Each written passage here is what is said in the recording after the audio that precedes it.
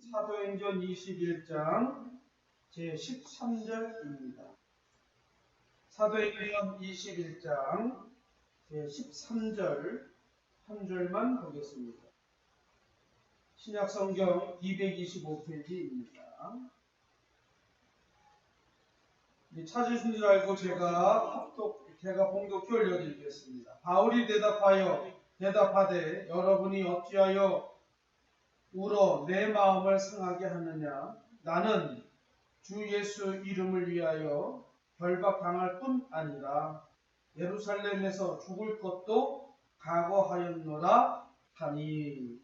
아멘. 어디 잘 지금 화면 잘 나오죠? 예. 우리 찬송 부르겠습니다. 찬송가 284장 힘차게 하나님 앞에 찬송 올려드리겠습니다.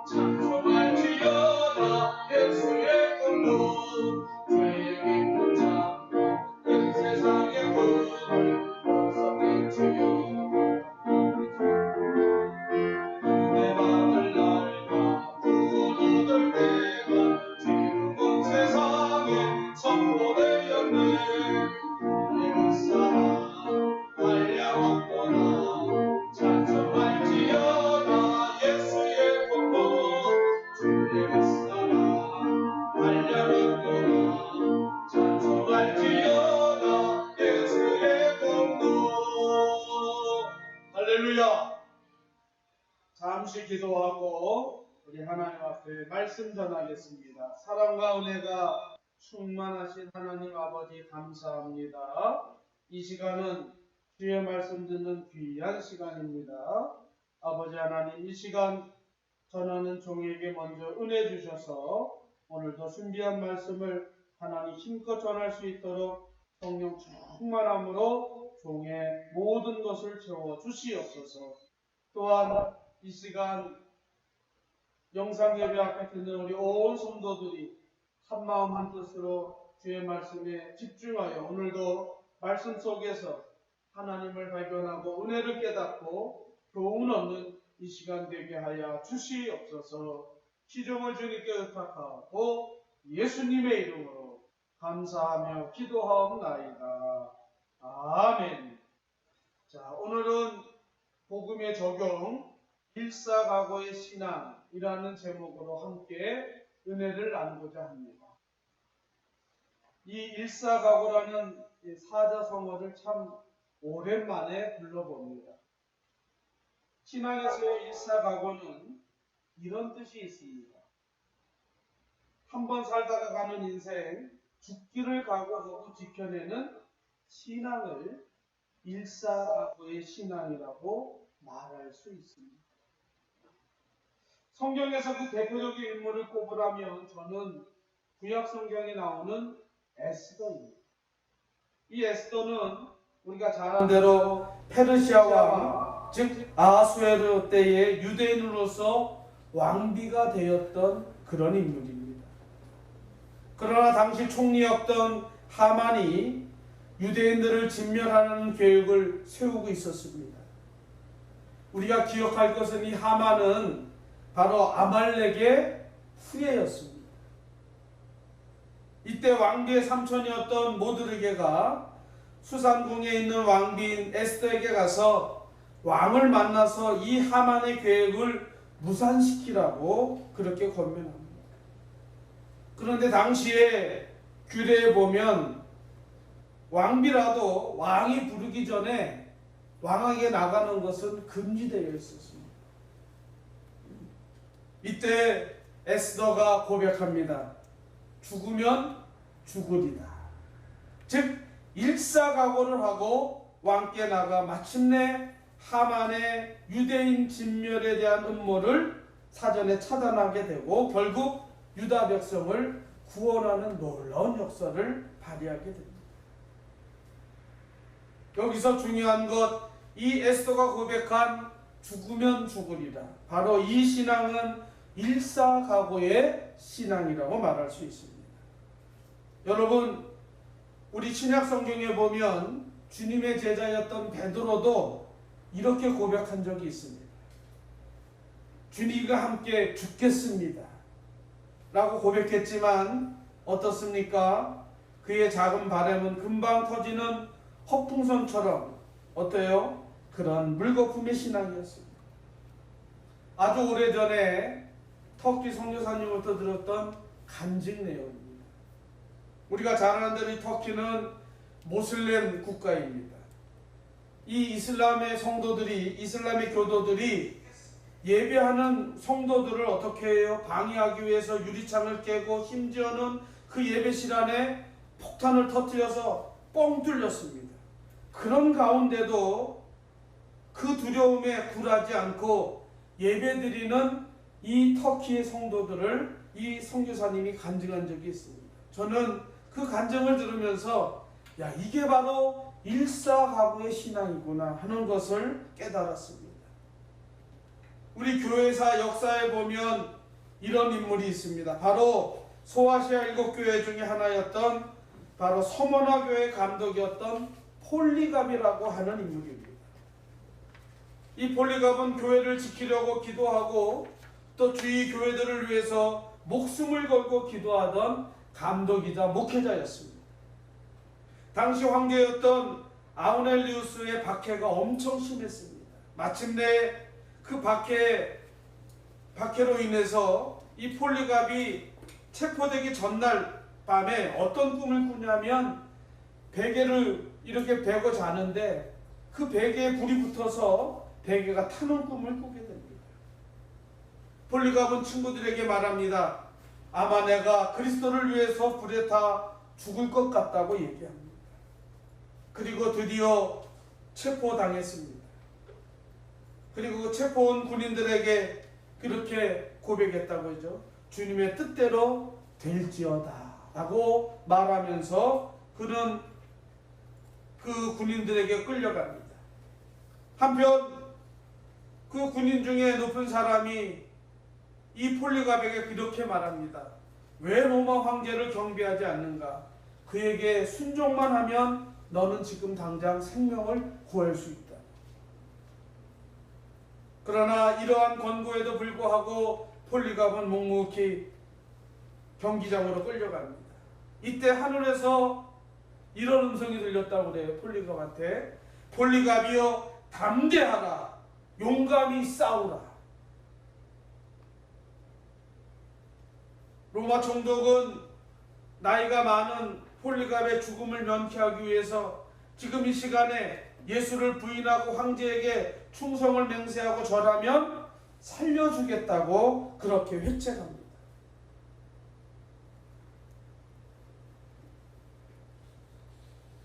그렇지만 폴리갑은 그거에 굴하지 않습니다. 그러면서 그 총독을 향해서 이렇게 멋진 말을 합니다. 나는 지난 86년 동안 나는 예수님을 섬겼어. 그러나 예수님은 한 번도 나를 버린 일이 없었어. 어떻게 그를 모른다고 하여 나를 구원하신 주님을 욕되게 할 수 있겠어. 이 시간 총독이여, 총독도 예수 믿고 구원받으시오 라고 말했다는 것입니다. 결국 폴리갑은 맹수가 있는 그 맹수의 싸움터에 갔지만 이미 맹수들이 싸움을 끝낸 터라 그 맹수의 밥을 던지지 못합니다. 그러니까 이 총독은 이 폴리갑을 발가벗겨서 장닭더미 위에 놓고 불을 지핍니다. 그런데요, 놀라운 일이 일어납니다. 그 불이 막 붙는데 놀랍게도 그 폴리갑의 몸은 태우지 않고 불이 자꾸 좌우로 벌어지는 것이었습니다. 그런 가운데 폴리갑이 이렇게 고백했다고 합니다. 하나님 아버지, 저 같은 무지한 자를 순교자의 반열에 서게 해주셔서 감사합니다. 예수님의 고난에 동참할 수 있도록 인도하시니 감사합니다 하며 찬송을 불렀다고 합니다. 결국 불길이 폴리갑을 태우지 못하니까 이 로마 총독은 부하들을 시켜서 폴리갑을 칼로 찔러 죽입니다. 그리고 결국은 죽은 시체를 장작대에 올려놓고 불을 태워 순교했습니다. 사랑하는 성도 여러분, 이 사도 요한의 제자요 속사도 시대의 대표적인 인물이었던 폴리갑은 바로 오늘 설교 제목처럼 일사각오의 신앙을 가지고 믿음을 지켰던 위대한 인물입니다. 우리 한국 교회사에도 이 귀한 분이 한 분 계십니다. 바로 주기철 목사님입니다. 신사차별을 거부하고 7년 동안 구속과 석방을 거듭하는 가운데 이 주기철 목사님은 안질의 폐병에 심장병까지 악화되었습니다.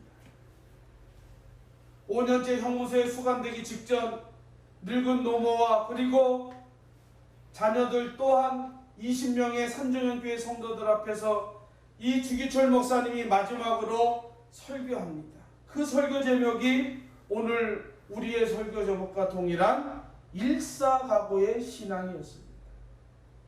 그 내용을 잠시 보니까 주기철 목사님이 이렇게 설교했다고 합니다.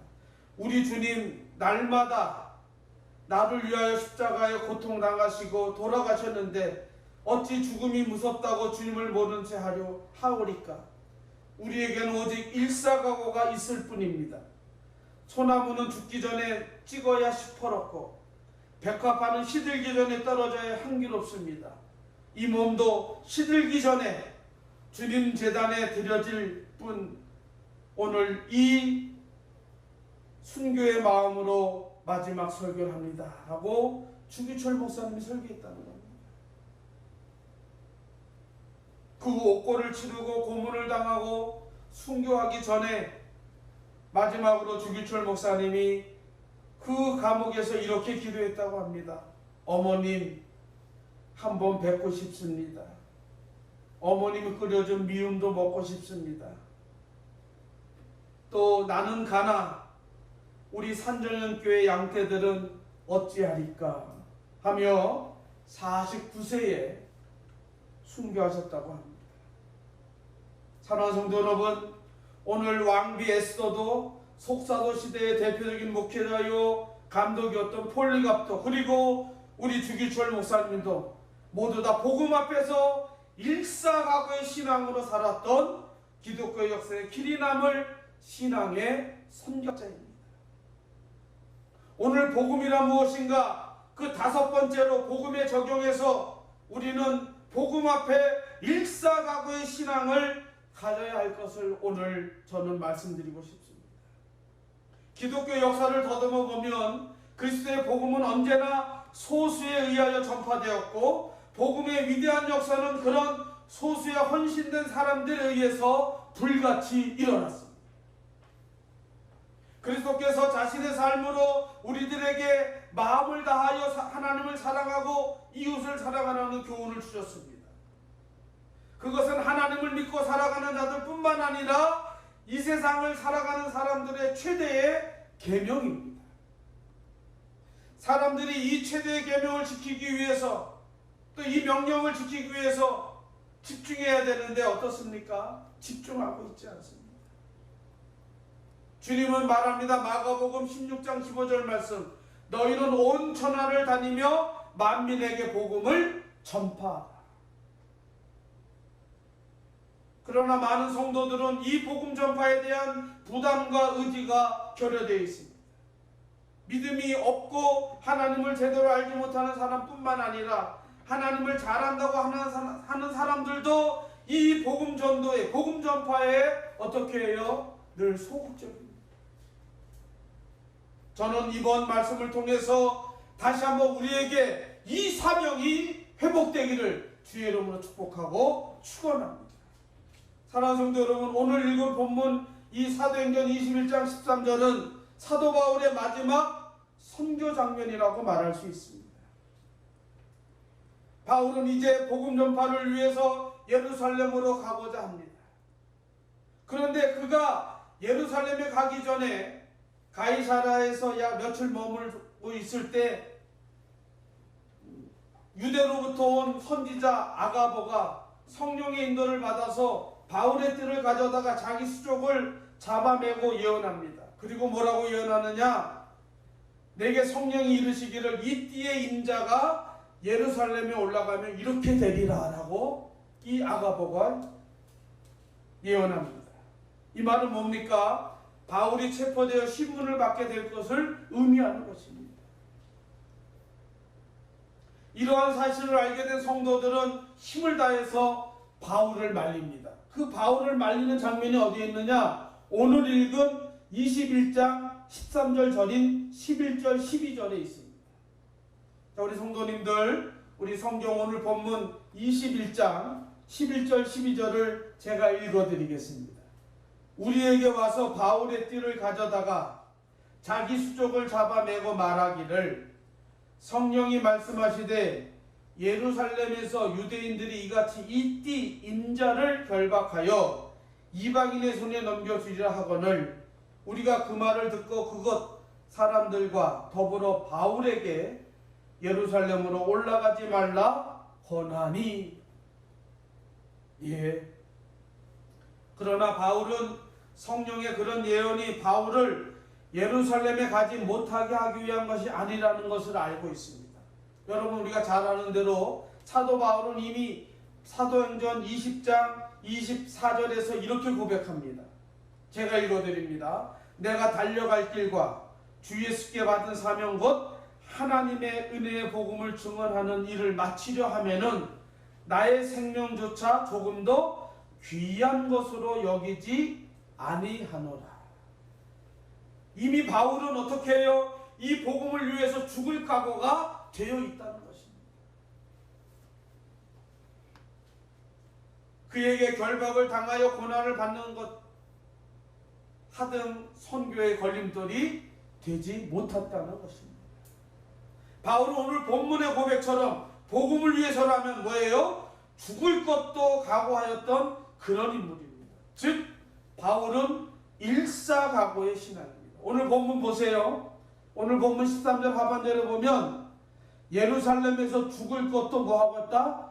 각오하였노라. 할렐루야. 자, 그렇다면 무엇이 이처럼 바울로 하여금 환난과 핍박이 기다리는 예루살렘으로 가게 만든 것일까요? 물론 1차적으로는 이방교회가 협력한 헌금과 그의 여러가지 도움의 손길을 예루살렘 교회에 돕고 협력하는 것이 첫 번째지만 그보다도 더 중요한 두 번째는 뭐예요? 당시 유대교회의 편견에 가려진 그리스도의 복음에 이 그리스도 예수의 복음을 알지 못하는 수많은 사람들이 어디 있었어요? 예루살렘에 있었다는 것입니다.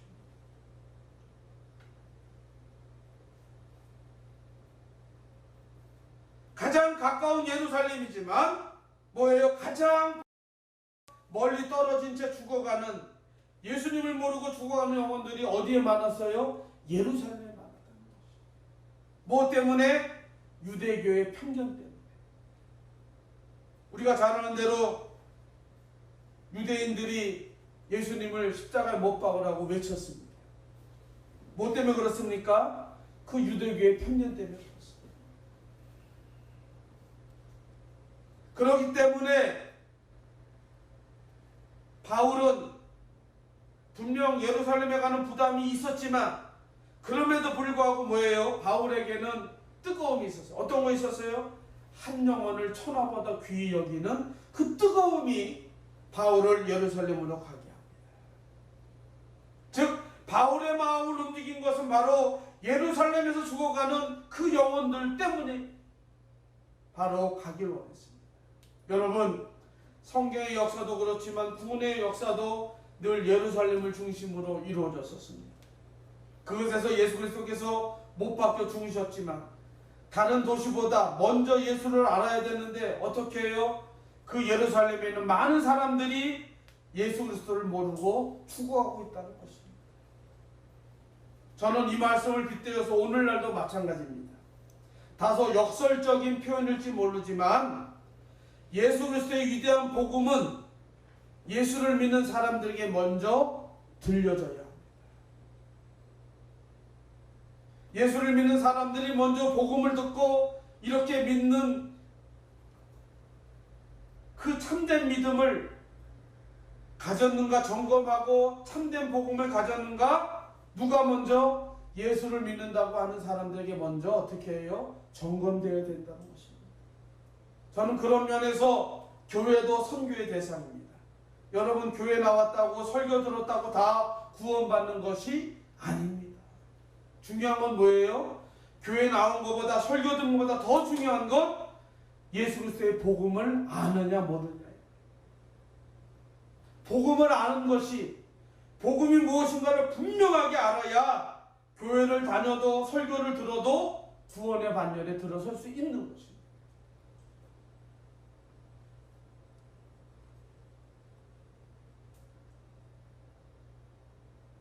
많은 성도들이 신앙생활을 합니다. 교회를 다닌다. 그럼에도 불구하고 뭐예요? 이 복음을 몰라서 지옥 가는 경우가 허다합니다. 그러면 우리는 교회를 위해서 먼저 간절히 기도하고 복음을 전해야 합니다. 성령이 오셔서 사람들의 마음에 죄에 대하여 애통하게 하고 또 당신의 사랑하는 백성들을 통해서 어떻게 해요? 회복하고 회개하고 일하도록 복음이 움직이도록 그렇게 우리가 기도해야 합니다. 사랑하는 성도 여러분, 우리는 성경과 복음을 통해서 교회가 성령의 능력으로 놀랍게 무장되어야 할 필요를 발견했고 또 우리는 무장해서 어떻게 변화된 삶을 살아가야 합니다. 여러분, 우리가 8월 지금 한 달 동안 주일 우리가 말씀 부흥회를 하고 있습니다. 그 주제가 복음이란 무엇인가입니다. 지난주에 말씀드렸죠. 복음은 가만히 이 담겨진 그릇에 물처럼 가만히 있는 게 아니고 뭐예요? 복음은 그 안에 무브먼트, 운동력이 있어요. 교회도 마찬가지입니다.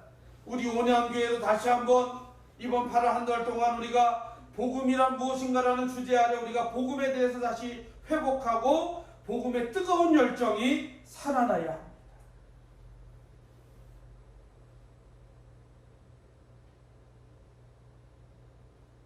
이렇게 복음으로 무장하면 우리는 어떻게 해요?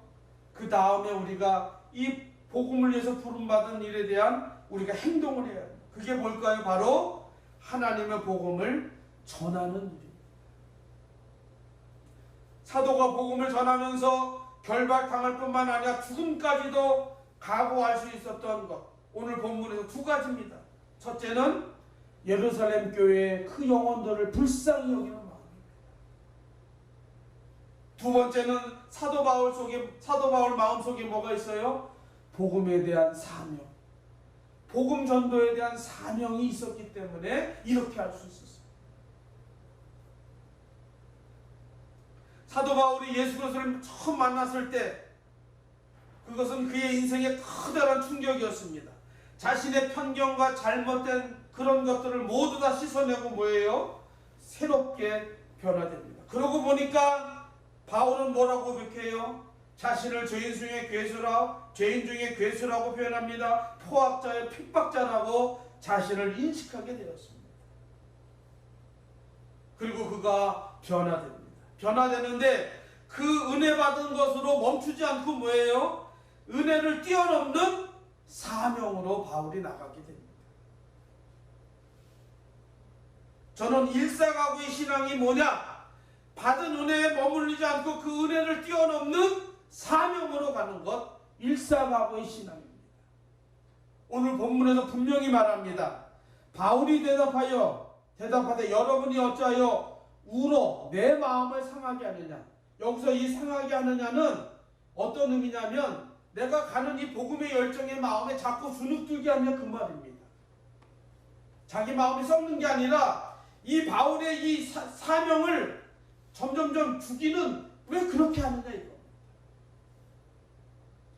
말하죠. 나는 주 예수의 이름을 위하여 결박당할 뿐만 아니라 예루살렘에서 죽을 것도 각오하였노라. 할렐루야. 얼마나 이 사명에 대한 결단이 큽니까? 사랑하는 성도 여러분, 우리가 복음을 통해서 은혜를 받았습니다. 은혜 받은 걸로 끝내서는 안 됩니다. 이 은혜를 뛰어넘는 뭐예요? 사명으로 와야. 그래서 하나님의 은혜는 반드시 사명이 따른다. 사명은 다름 아닌 내가 만난 예수를 수많은 사람에게 전하는 것입니다. 진짜 복음이 무엇인지를 아는 사람은 반드시 이 사명에 사로잡히게 됩니다. 즉 복음 전파, 복음 전도의 사명에 들어오게 된다는 것입니다. 사랑하는 성도 여러분, 하나님이 바울을 만나주셨던 그때부터 바울의 마음에는 뭐예요? 성령의 불이 생겼습니다. 바로 한 영혼을 하나님께로 돌아오게 하는 이 간절한 복음의 열정이 있었습니다. 그러한 이 구령의 불길은 아주 정결한 환경에서만 타오릅니다. 여러분, 공기가 탁하고 습기가 많은 곳에서 불이 어떻습니까? 자주 꺼집니다. 마찬가지로 우리 마음속의 구령도 마찬가지입니다. 우리의 마음이, 우리의 심령이 복음으로 순수해지지 않으면 우리 구령의 불길은 타다가 꺼지는 그런 일을 우리가 당하게 됩니다. 복음을 전하다 환경 때문에, 여건 때문에, 처지 때문에 어떻게 우리 신앙을 자꾸 뒤로 갑니다.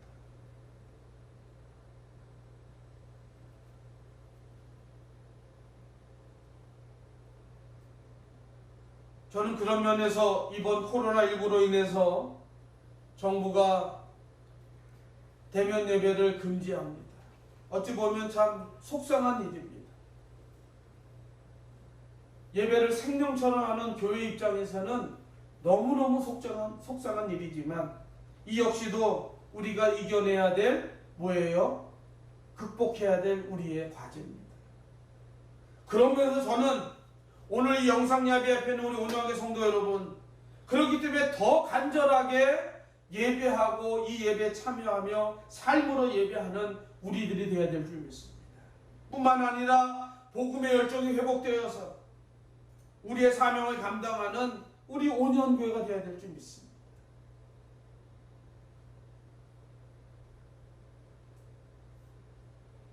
우리의 심령이 순수하지 아니하면, 우리의 심령이 복음으로 회복되지 아니하면 우리 구령의 열정은 어떻게 타다가만 재처럼 그저 연기만 피울 뿐입니다. 여러분, 불 피우고서 아시죠? 불이 막 날 때는 맵지 않습니다. 그런데 불이 죽고 연기가 나면 어떻습니까? 가까이 갈 수가 없습니다. 매워서.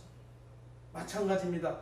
우리의 구령의 열정이 타다가만 나무처럼 그렇게 연기만 낸다면 사람들은 가까이 오지 않습니다. 우리가 활활 타오라야 어떻게 해요? 믿지 않는 사람들이 옵니다. 왜 이렇게 여긴 따뜻하지? 여기 이렇게 훈훈하지?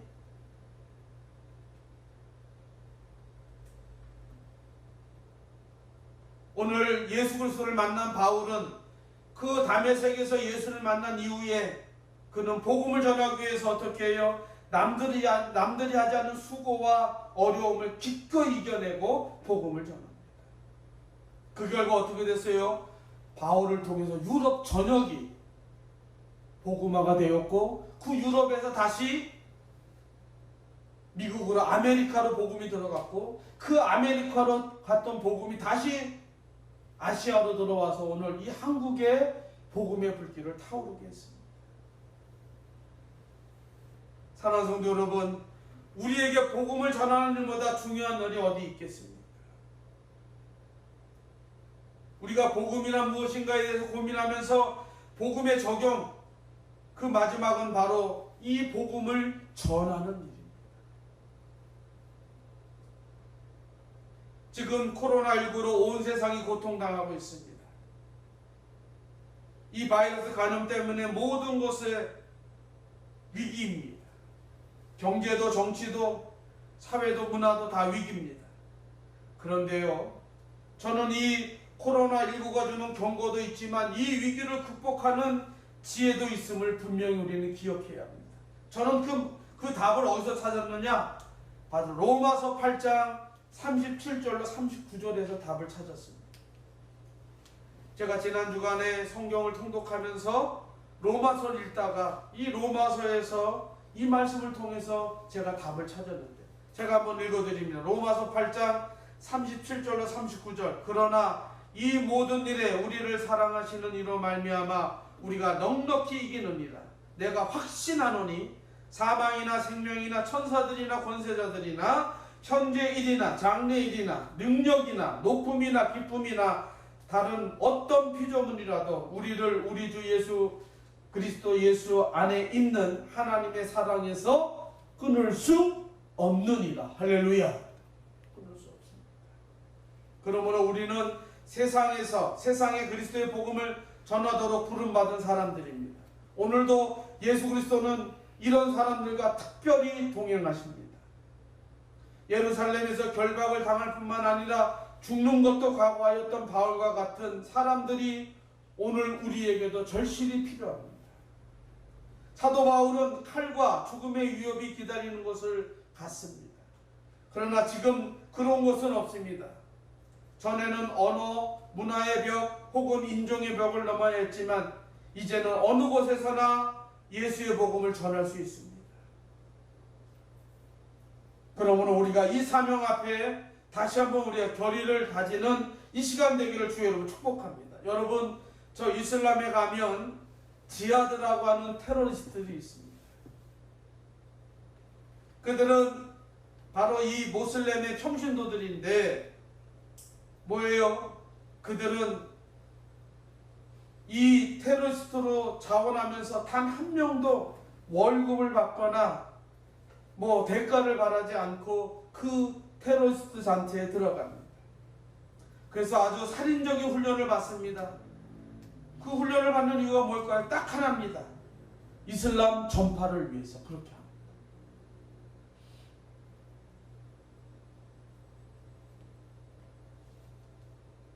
이런 일이 있어서 어느 날 우리 같은 작은 교회가 아프리카 선교사님을 후원하고 있었는데 몇 달이 지나지 않아서 이 선교사님이 그 아프리카 원주민 토인들에게 피살당했다는 소식을 들었습니다.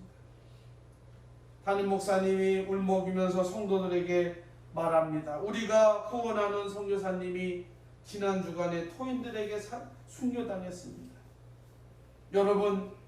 여러분들 중에 그렇다면 이 피살당하고 순교한 그 선교사님의 뒤를 이어서 선교사로 헌신할 사람이 있습니까? 없습니까? 했더니 놀랍게도요.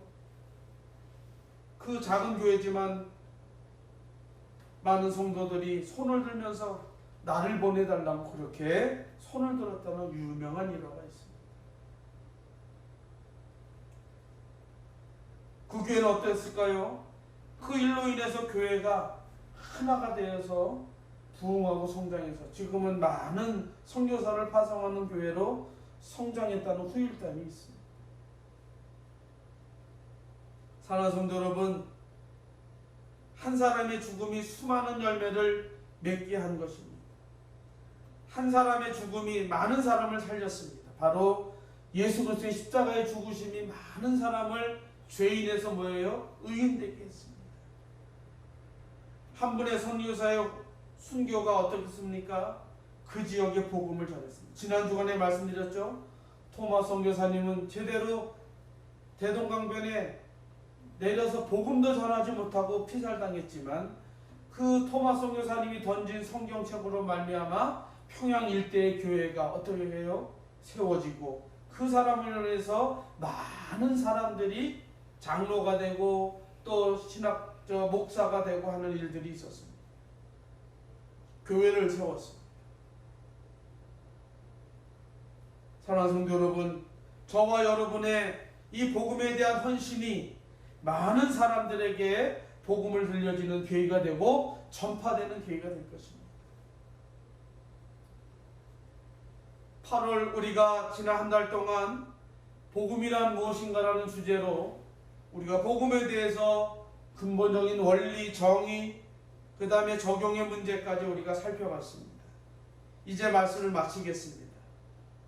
사랑하는 성도 여러분, 비록 우리 모두가 먼 곳에 나가서 복음을 전하지 못하지만 우리는 모두 한 마음으로 복음 전파에 동참해야 합니다. 우리를 구원한 예수의 그 놀라운 사랑이 우리 안에만 머무르지 않고 어떻게 해요? 우리 밖으로 나가야 합니다. 즉 은혜로만 있을까 아니라 그 은혜가 사명으로 뻗어나가야 합니다. 국내 전도, 해외 선교 벌떼처럼 일어나기를 주의로 축복합니다. 한국교회는 130년 만에 세계 제2위의 선교국가가 되었습니다. 그런데 실제로 선교사님들 얘기로는 실제로 지금도 여전히 선교사를 파송하는 걸로 보면 이제 미국을 앞서가고 있다고 얘기합니다.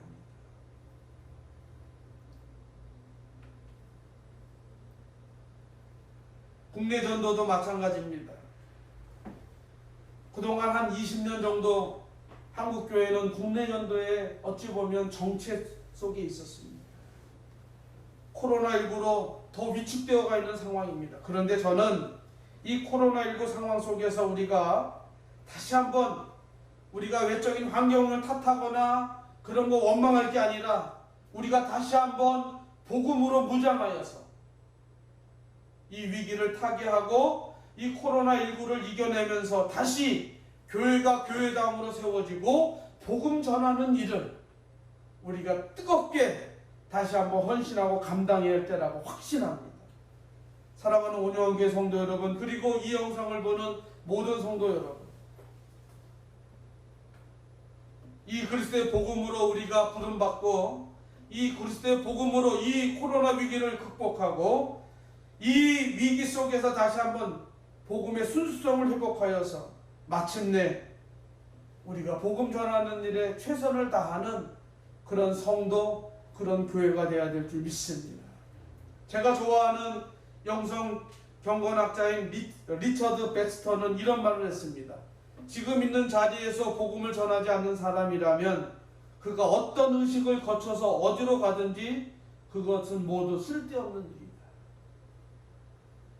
다시 말하면, 쉽게 표현하면 지금 내가 있는 자리에서 복음을 전하지 못하는데 어떤 환경, 어떤 좋은 여건이 된들 과연 복음을 전할 수 있을까?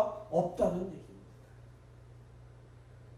오늘 우리들이 이곳에서 구원받고 이곳에 있는 것은, 이문동에 있는 것은 이문동과 이 석관동에 복음을 전하기 위해서 우리 교회가 있는 줄 믿습니다.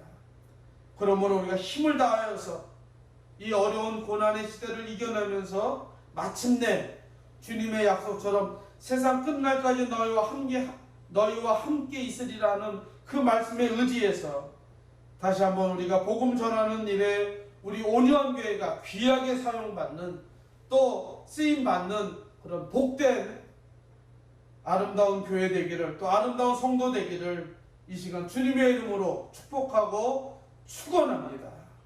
오늘 사도 바울의 고백같이 주께서 우리의 혀가 굳어지기까지 예수의 넓은 사랑을 전파하고 우리의 심장의 피가 멎을 때까지 예수의 복음을 전하는 그런 헌신된 삶을 살아가기를 주의 이름으로 축복하고 축원합니다. 기도하겠습니다. 사랑과 은혜가 충만하신 하나님 감사합니다. 복음이란 무엇인가? 우리가 지난 8월 한 달 동안 주일 말씀 부흥회로 우리가 하나님 시간 보냈습니다. 오늘 그 마지막 시간으로 복음이란 무엇인가? 복음의 적용적인 측면에서 오늘 바울의 일사각오의 신앙을 우리가 본받아서 복음을 위해서 우리가 일사각오의 마음으로 복음을 전한다면 분명 이 코로나 위기도 극복하고 또 이 위기를 기회로 삼아서 다시 한번 교회가 교회다움으로 뻗어나갈 수 있는 그런 확신이 있사오니 우리 온 성도들에게, 우리 한국교회 성도들에게 다시 한번 일사각오의 신앙으로 아버지 복음으로 무장하여서 복음을 전하는 귀한 용사들 되게 하여 주시옵소서. 아버지 하나님, 내 심장의 피가 먹기까지, 내 혀가 굳기까지 주의 넓은 사랑을 전파하고 복음을 전하는 사랑하는 헌신자들 다 되게 하여 주시옵소서. 감사하며 예수님의 이름으로 기도하옵나이다. 아멘. 우리 찬송가 288장 우리 찬송하시면서 우리 현장에서 우리 헌금하고 또 우리 영상 예배 앞에서 헌금 드리겠습니다.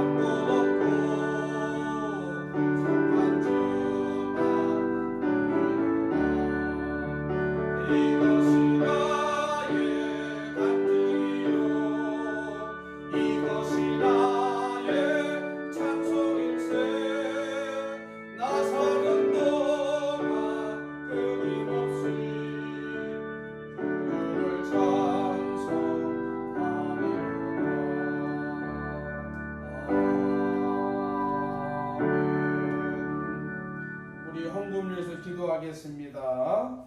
오늘 현장에서 예배드리는 분들, 또 미리 헌금해 주신 분들, 11조 우리 이순자, 우리 임성우 우리 가정에서 드렸습니다. 또 우리 저희 가정에서 11조 드렸습니다. 감사의 물 하나님, 어려운 가운데서도 감사를 넘치게 하심에 감사드립니다. 저희 가정에서 드렸습니다.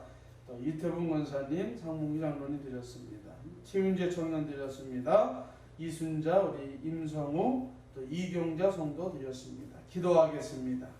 사랑해 주님 감사합니다. 이렇게 하나님 현장에서 드리는 아버지 하나님 헌금, 그리고 또 영상 예배 앞에서 드리는 우리 각 가정에서 드리는 귀한 예물이 있습니다.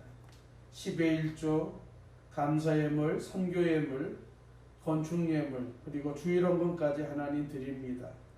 아버지 하나님, 먼저 이 귀한 예물 받아 흠양하여 주시고 하늘의 신령한 복으로 땅의 기름진 복으로 채워주셔서 우리 사랑하는 성도들이 아버지 한 주간 또 살아가는데 아버지 하나님 어려움 없도록 또 주신 물질 마음껏 누리며 윤택한 삶을 살 수 있도록 축복해 주시옵소서. 아버지 하나님, 지난 한 달간 또 주신 귀한 아버지 하나님, 수입의 10일을 드리는 귀한 가정들이 있습니다. 늘 주의 종이 기도하는 대로 11주의 지경이 넓혀지는 복된 가정들로 축복해 주시옵소서. 또한 아버지 하나님, 선교예물로 드립니다.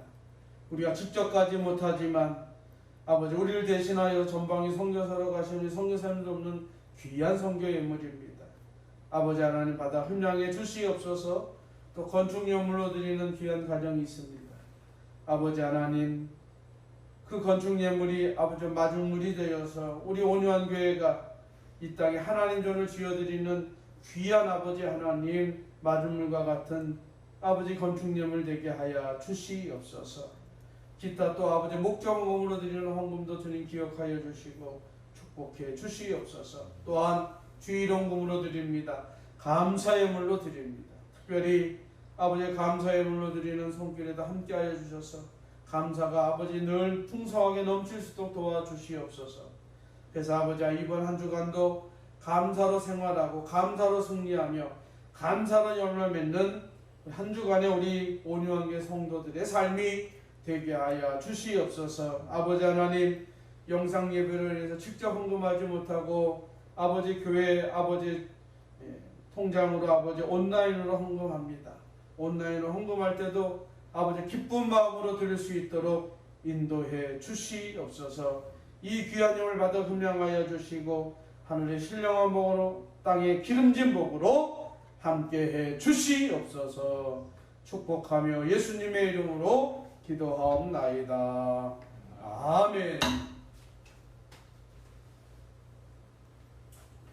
자, 우리 한 번 더 인사하겠습니다. 샬롬. 반갑습니다. 네.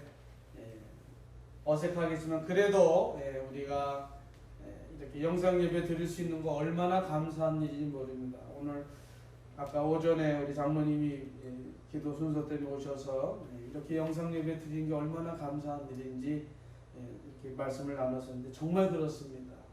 많은 교회들이 영상 예배 드리지 못하는 그런 어려운 교회들도 많이 있습니다. 그런데 우리 교회는 다시 한번 우리 귀한 청년들의 헌신으로 이렇게 영상 예배를 드릴 수 있어서 얼마나 감사한지 모르겠습니다. 하여튼 다시 한번 영상 예배를 위해서 수고한 우리 청년들에게 격려의 박수를 보내드립니다. 감사합니다.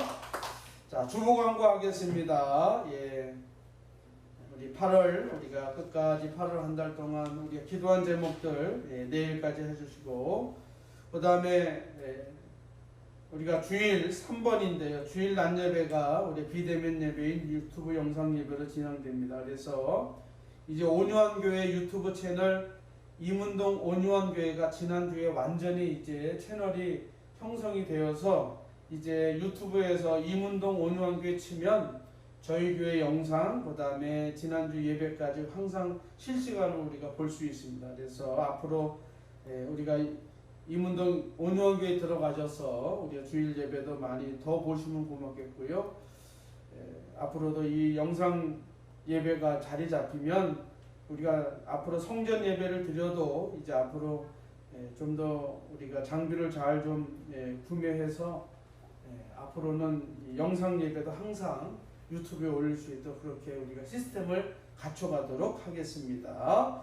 말씀드린 대로 헌금은 우리가 온유한 교회 통장으로 송금해 주시면 감사하겠습니다. 이미 헌금하는 시간에 통장 번호가 다 나가서 따로 하지 않도록 하겠습니다.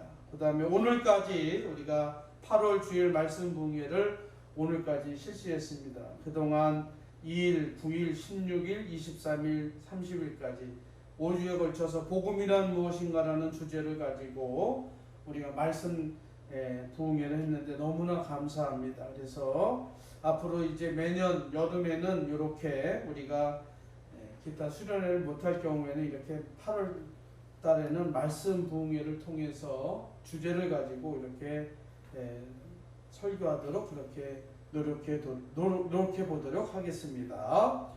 계속되는 무더위 장마에 건강 유의하시면서 생활하기를 간절히 바라겠습니다.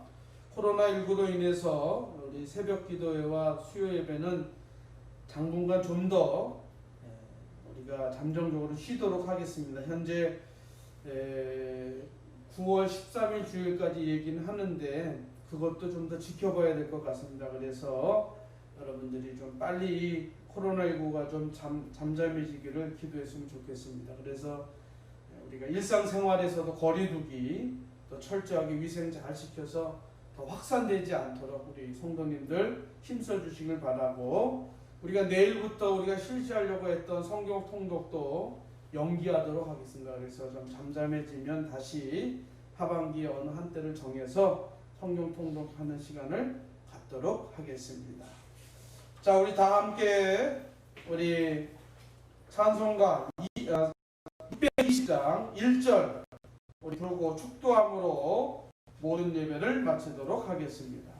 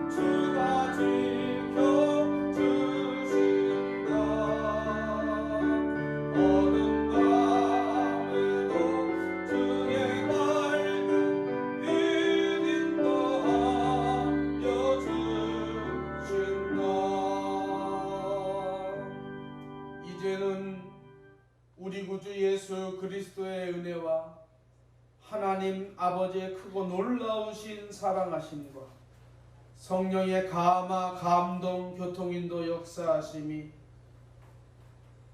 오늘 복음의 적용 일사각오의 신앙으로 다시 한번 재무장하여 이 어려운 시기에 이 위기를 기회로 삼아서 극복하고 다시 한번 사도 바울처럼 죽기를 각오하고 예루살렘으로 가서 복음을 전하는 그 사도 바울의 마음을 본받아 이 땅에서 다시 한번 우리 교회가 또 우리 성도들이 한마음 한뜻으로 일사각오의 마음으로 복음을 전하며 복음 전파에 최선을 다할 것을 다짐하며 이제 한 주간의 삶을 주님께 의탁하며 고개 숙인 사랑하는 성도들 머리 위에, 그리고 한 주간의 삶과 가정과 또 자녀, 그리고 자녀들의 가정 위에, 그리고 사랑하는 교회와 이 나라 이 민족 위에, 특별히 코로나19로 고통당하는 백성들 머리 위에 이제로부터 영원토록 함께 있을지어다. 아멘.